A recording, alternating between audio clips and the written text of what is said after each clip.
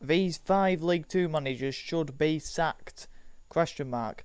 We're going to talk about 5 League 2 managers in today's video who could be facing a sack in the next coming week. Should they be sacked? Deserve to be sacked? Let me know if you're a fan of these clubs. Obviously, you'll find out as the video goes on. But the 3 managers in the thumbnail, not the thumb title, will be discussed in this video. So yeah, and if you're just a Bath City fan, because that's the content I do, and you're watching this, thank you very much for the support. Thank you very much for the support on the recent videos as well. And let's get straight into it. I'm not mucky. I'm not some kind of Back to the Future guy who's somehow got the same hair, same look as he did yesterday. It's pre-recorded because I'm going away. And I thought, let's get these videos out because they're a good idea to do. So we're going to start off with Mark Kennedy from Swindon. And I think this is a quick one to do because the woes of Swindon and go further down the line than Mark Kennedy, unfortunately, for Swindon Football Club and the fans. Now, I think there's a few murmurs about Mark Kennedy. I think he ain't helping himself with his press conferences. A lot of managers who are in today's video aren't helping themselves out with the press conferences. When you look at Graham Alexander, and I'll have a load of Bath City fans watching, hopefully. Like I say, thanks for the support if you are on this video, because it shows that you do like the content. But Graham Alexander in his press conferences says it how it is, and we can really get on board with that, and I think managers would make it so much easier if they did. But Mark Kennedy, so far this season, he's only won 2 of his 13 games that he's managed at Swindon so far. In terms of the actual play, now I'd describe them as quite a balanced team. Swindon traditionally in the last few years have a sort of style of play that they want to be quite a young team, develop the players and develop them in a way where it's quite a tippy-tappy style of play. You look at, certain managers have had, like Jody Morris, for example, but then they've gone the complete opposite and gone with a Michael Flynn. In terms of Mark Kennedy, I'd say it's quite a balanced approach. He's got Harry Smith, so it allows them to be more direct, but, they're well up there with the possession stats in the league. So yeah, I'd say it's more of a balanced approach compared to some of the other managers. They're near at the top of the league for shots this season. They're in the top 5 for shots, 133 shots to pull off.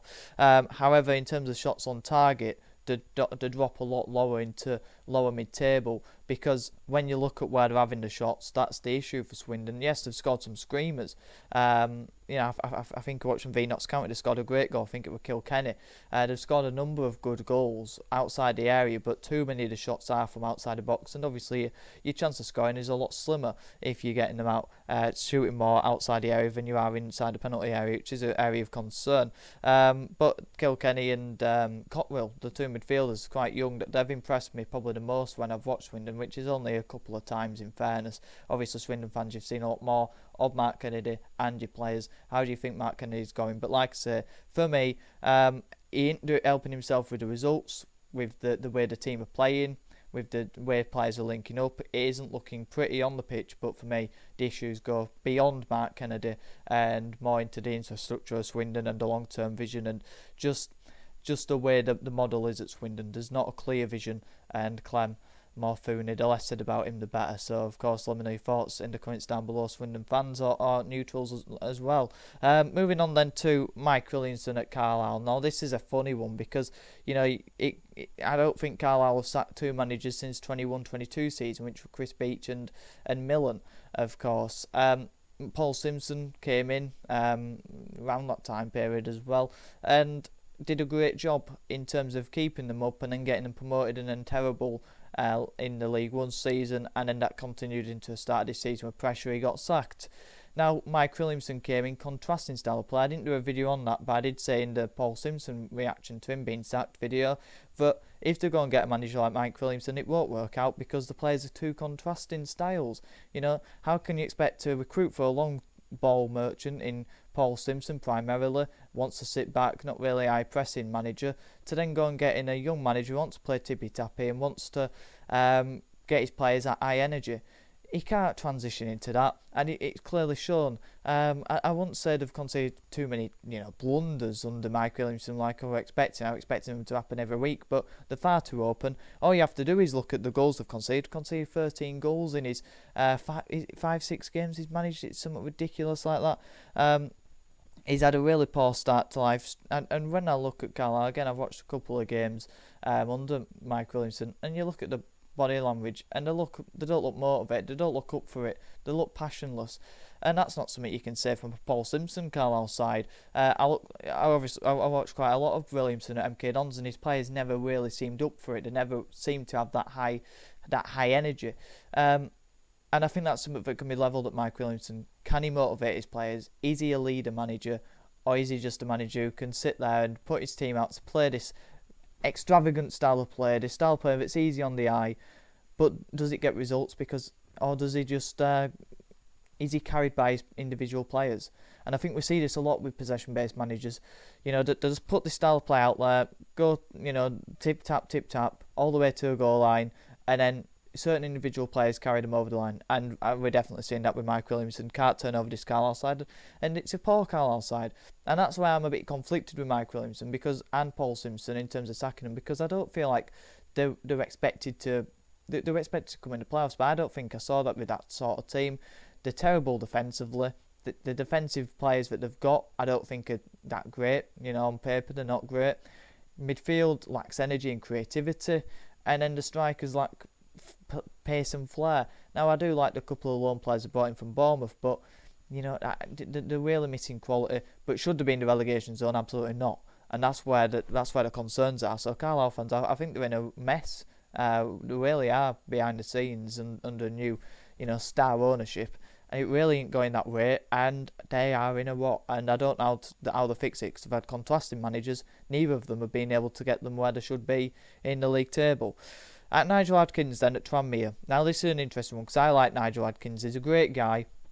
Not too many great men in football, but he really is. He comes out and he's a really motivating guy. And I'm a Bradford fan and I listen to him and I'm motivated by him. But there does come a point where you're not getting the results and you're listening to a guy trying to talk you into that you're playing well and that things are going to change, and it can become frustrating. And I think that's what's slowly happening at Tranmere with Nigel Adkins. He's only had 3 wins in his 12 games this season. That's why they're down near the foot of the table. And 2 of those wins came in the first 4 games when they were in the playoffs, and they weren't conceding goals. Now they're conceding a few more goals, and they've got no firepower up front. We knew that coming into a season. They lost Rob Opta. They've essentially replaced him with Omari Patrick. Now we know as Bradford fans what Omari Patrick's like. He isn't great. Carlisle fans know what he's like as well, if there's still some from the Williamson debate. He isn't a great player. He's a flash-in-the-pan sort of player. He can come up with a moment of brilliance, but he isn't going to be consistent. He ain't going to produce the numbers Rob Apter did. And when you're relying on him, that's a real worry. You look at the strikers. The strikers is where you need your players to be performing week in, week out. You need 10, 20 goals. I don't see 10 goals coming from those striker positions from Tranmere. Maybe 5 between them, which is really concerning. And that's where they're struggling. I think they've got enough defensively, but that's where my concerns are. You're calling for Adkins. Yeah, the results aren't good enough, but I think they're around where I'd expect them to be, around the mid-table. At Region, they've had a good start. Maybe not in terms of wins, but in terms of being unbeaten. They're on a bad slump. I watched them against Bradford City and they were toothless, and that's showing to be the case in pretty much most of the games now. And I just think there's so much a manager can do, and I don't think he can produce the Tranmere that fans were expecting at the beginning of the season. And I think he'd hold on. I think he's the man who you can build around. If you get to the end of the season, you get the new owners in, ASAP Rocky, I don't have a clue who he is, that the only Rocky I know is the boxer, but and he's fictional. And Rihanna or something, I'm not into those. Give me proper bands from Liverpool, not those rubbish. But they're going to come in with money, build around Nigel Adkins, and I think he can get you out of this division. But with these players, definitely not. So for me, I'd stick with Adkins. But obviously, Tranmere fans, you know better. You're watching the football week in, week out. Mark Bonner for Gillingham. Now, I think this is reactionary. And these are managers who their own fan base that, are calling for to be sacked, or maybe we need to start having that conversation. For me, Mark Bonner is a great manager, what he did at Cambridge, but you see managers who do have good stints at certain clubs. The next manager had a good stint at his first club as well, and since he's now going to be talked about, maybe a manager who could get sacked. And Mark Bonner, 5 straight defeats, it's not helping anyone. And defensively for me, they look really poor. They were great defensively before these defeats. I think, there's a couple of defenders there, in particular the goalkeeper Turner. I think that they've had a bit of a goalkeeper crisis with Turner and Morris both playing, and Morris is, he's old enough to have been in World War Two. That's his age. Well, he obviously isn't, but you know what I'm saying. He's an old guy. But getting bullied defensively, obviously against Bradford City last weekend, 2 corner goals from a big side like Gillingham. You don't expect it to be bullied throughout the game as well. But a couple of his decisions questioned me in that game as well, bringing off Ollie Adkins. Now, I know he ain't liked by the Gillingham fans, and you can be one-dimensional with him, but for me, that's where you got your joy from, being direct and having that out ball. They missed that. But you look at the team, they lack pace. Obviously, Aaron Rowe, I think, is injured as well. They have had injuries, and that will be playing its part at the minute. But I do rate Bonner, but I also rate the Gillingham team, and I think he should be getting more out of them than they are at this minute. But I will remind you, Gillingham fans, Neil Harris was sacked around this time period. It can't have been last year. Right, it was last year, wasn't it? Or maybe it was the year before. And that was a decision you came to regret. And I don't think you want to regret sacking Mark Bonner, and I think that could also be happening. Although it was slightly different. Obviously didn't go on to lose 5 straight defeats. I don't think he lost 5 straight under Stephen Clements either. I didn't particularly rate. But yeah, I do think it will be turned around. We've had a bad run of form, Bradford City, and we turned it around. And you get these bad run of forms, it's how you come on the other side of it. But the problem is the Gallinsons do tend to twist when the managers go in a bit of spot of bother. Now Cowley. Quickly on Danny Cowley. I had Colchester in the playoffs.